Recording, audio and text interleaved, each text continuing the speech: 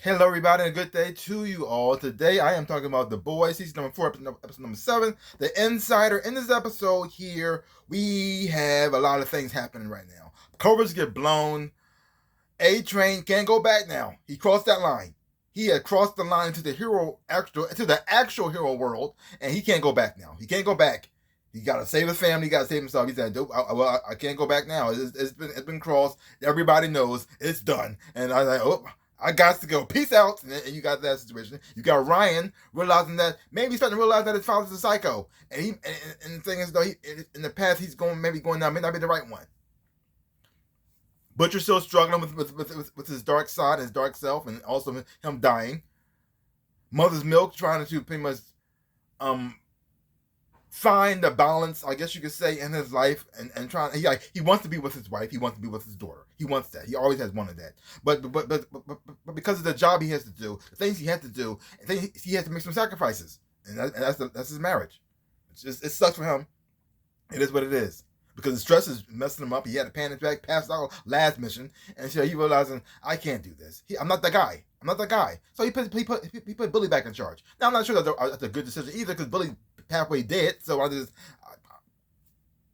he might have just chose Huey. I don't know. Frenchie's out of prison now. He's back out of jail because Billy knows people, and so Mallory got him out. And the mission they got to do things. I know you're feeling sorry for what you did, blah blah blah, but hey, things got to get done. And we also got Homelander and Sister Sage. They break up. Well, it wasn't a good relationship anyway, because things. It wasn't. I mean, because she lost control of him after he went back home and killed all the people. Once he did that, she lost him. Then she lost him. She might as well just give up and call it a day, because he was gone. He was after that. He wasn't listening to her no more. He really wasn't. And then when she got shot in the head, he just saying a bunch of gibberish. His faith in her died. Because first of all, she was lying to him the whole time, because she knew who the leak was. She knew who the leak was the whole entire time. She already knew. She knew it was A-Train. She knew that. Now she's just saying here she had plans to give him information like that. Maybe true, maybe not. I don't know. Maybe she liked A-Train. Maybe she was thinking to herself, he's black, I'm black, I'm the one to snitch. I don't know. Either who, she knew the truth. She didn't tell Homelander, and Homelander, well, he's him, and also he's and because of Firecracker giving him those fresh milks, now she's on his side now. And even she might be starting to wonder to herself, did I choose right? Did I choose right? I mean, yeah. Now, there was, overall, I had a lot of fun watching this episode, but there was some things in the episode I thought was kind of weird. And I like this. I don't quite understand how that worked. Like you have Huey and you have Starlight. Starlight's talking to her mom. She's talking to her mom, and her mom talking about how she doesn't call her, and Starlight pretty much telling her, I've been trying to call you all this time. And then her mom brings up Huey kept the costume. She threw it out there, which causes Huey to confess that he kept the costume for her, just in case she might want to use it, something like that too. Now, here's the thing: how does she know that? How does she know that Huey kept the costume? Huey doesn't talk to her. She hates Huey. So why would Huey talk to her? And why would she talk to Huey? So how would she know that Huey kept the costume? I mean, I can see it if Huey confessed that to her, but how would she know that? I said, okay, that was a little weird. Let go, but doesn't make no sense. But fine. Also, and you also, what's the other thing? I can't remember what it is now. But it had little real moments like that in here, make you say, "What? Like how would you know that?" It was something. I can't remember what it is now. I thought he lost it. So sad. Anyway, you know what's going to happen? It's going to come to me after I finish doing this video. And that's the worst. So you had a lot of weird things happening going on in here as well too. Now, Butcher hasn't completely confessed to everything. Now everybody knows he's dying, and it looked like they had some hints that he might be hallucinating, because even he had a slip up when he actually talked to Kessler in there in front of them, and everybody give that the silent look like this. What is happening right now? What is happening? But he hasn't confessed that part yet. But he still is sick. But even though Butcher is sick, he's still his as much as his body's breaking down. He still brings a letter. He still brings that charm to him that's also very funny. He brings a little funny little one-liners. He also still comes up with plans and stuff like that too. Because Butcher is not really he's not a good person, but he's trying to be at times. And even though he makes a lot of bad decisions, a lot of extreme things, his heart's in the right place. Even though he's completely wrong a lot of times as well, and he doubles down on that wrong too, which I just wow, it's just so shocking. Why are you doing this? Why?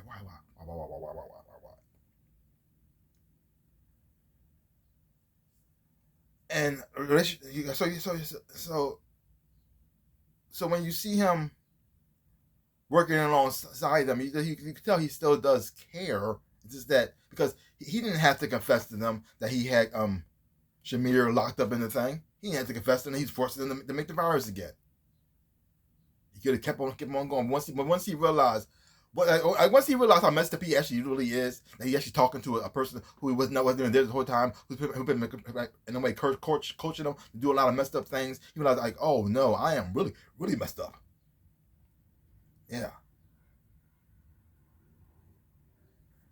And him coming to them, even though it's messed up, he still wants to do the right thing. So that means there's still some hope there. Like things are starting to turn around a little bit for the boys. Like Mother's Milk is sort of like making peace with what's going on with him as well, because he realizes what's important. And the thing, he got a pep talk from A-Train. I'm really enjoying A-Train's journey in this series so far. Him realizing what it is to really truly be a hero, and the sacrifice you really had to do, and things like that, and how he felt better seeing that little boy giving him, looking at him as a hero than anything he ever got from Vought.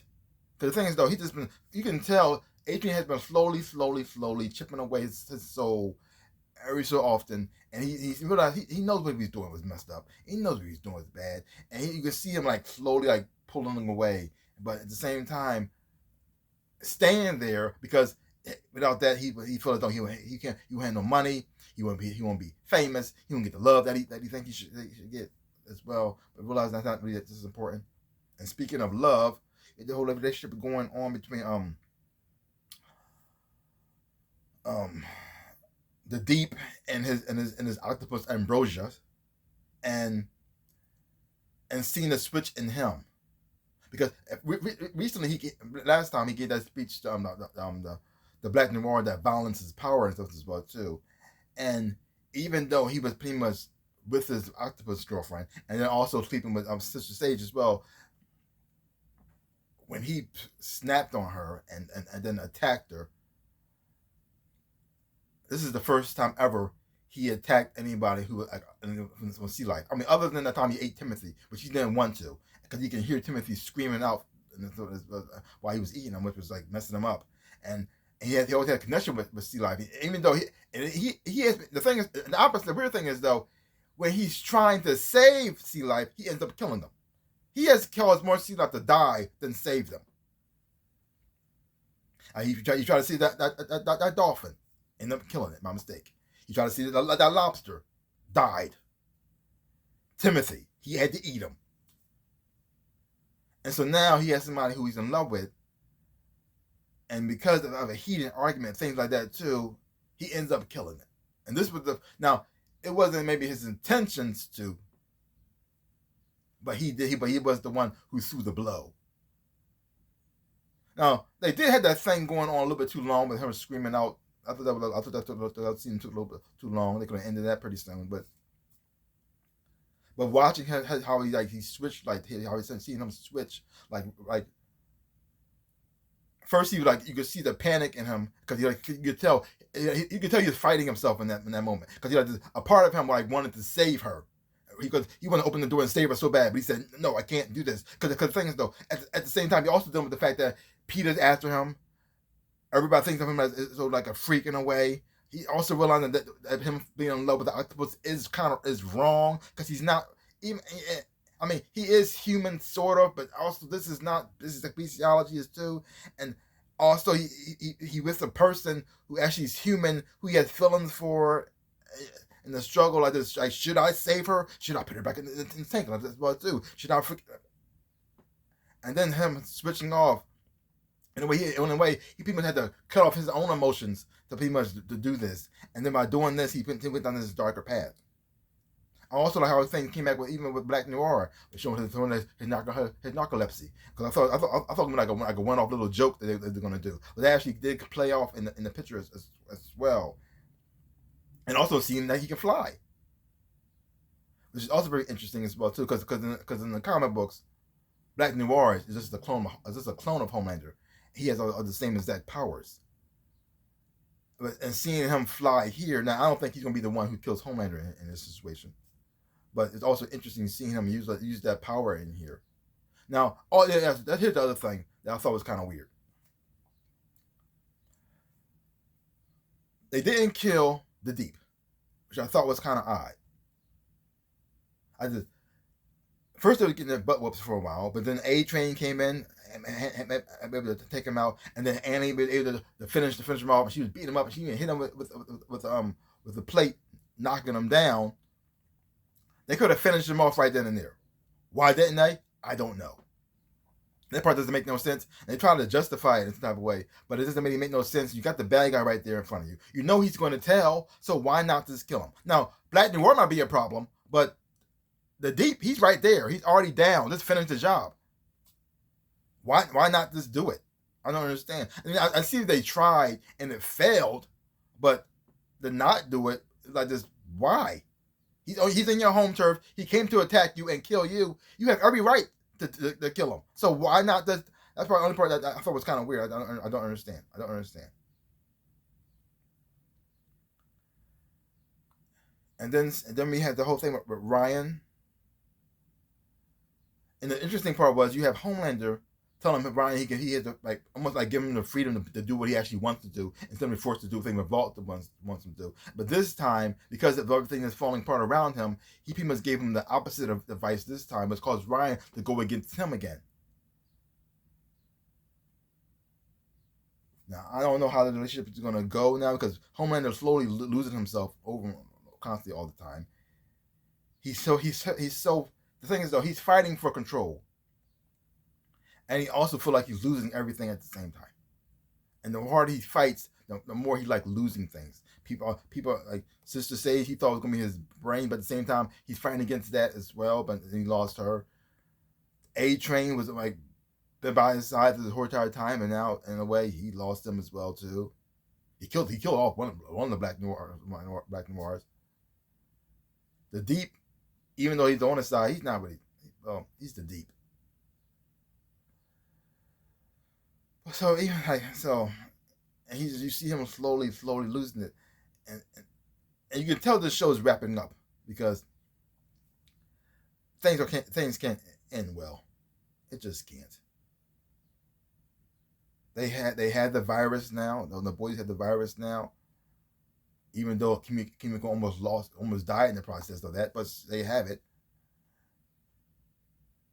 And I don't know how far Samir's going to get away with this one leg, but okay. They could have caught him. I mean, but at the same time, he did have to save Kimiko's life. Frenchie had to save his life, and I also like the interaction between Kimiko and Frenchie during this time, and this could have all been solved by communication. Like him going to jail did not solve anything. Didn't change anything. Didn't fix anything either, because they just brought him back out. So it didn't do anything. He didn't have to go to prison. He just communicated with Kimiko from the start and just talked to her, and then that would have been much of an issue. I mean, yeah, he still would have felt guilty, but the thing is, though, she was able to help him out through this, because she just, like she's explaining it here, she understands exactly how he feels, because she did the exact same thing. If he just talked to her, everything would be fine. So sad and stupid for no reason. But it's good to see the teams back together. It was very interesting, because at first when the show started off, it seemed like the seven were getting on track and becoming bonded as well too, and the boys were falling apart. But now you have the boys are coming in together. They finally getting over the issues and talking to each other and talking to the bond, and then the seven is falling apart. And then you had the twist at the end with Annie. And I kind of saw it coming a little bit, and I was hoping that wasn't the case, because I didn't figure it out to after the sex scene. Because when I saw her go to the safe, I said, "Oh no, is that the shifter girl?" And I was like, "Please don't be the shifter girl. Please don't be the shifter girl." And then I said, "Oh well, that's that then." Like, wow. Very interesting though that she initiated sleeping with him. And also, how did she find the costume? And how did she know what the code was to the safe?